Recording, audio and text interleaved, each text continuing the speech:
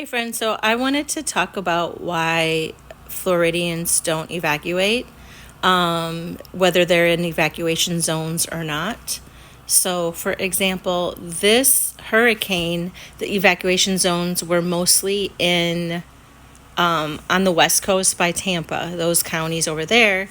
And then after Milton started coming through, they realized that the other coast, the East Coast, was going to get affected too by the storm surges.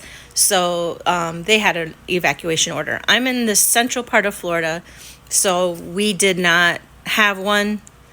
So we stayed put.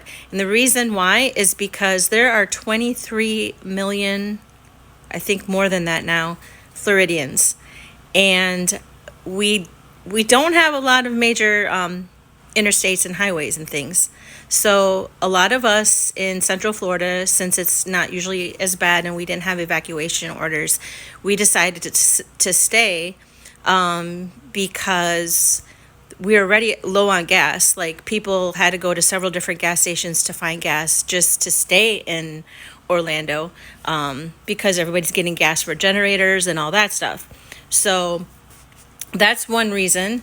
Another reason why some people don't evacuate is because it costs money, and maybe they don't have transportation. Maybe they have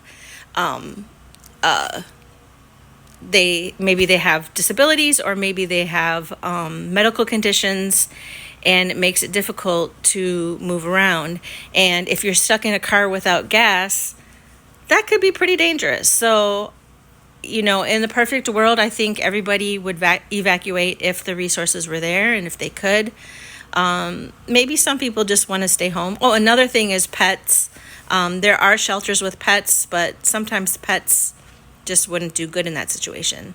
So that's some reasons I can think of right now. If you all know of any more reasons that you can think of, please add them to the comments. I know a lot of people aren't understanding why don't we just all evacuate. It's just impossible.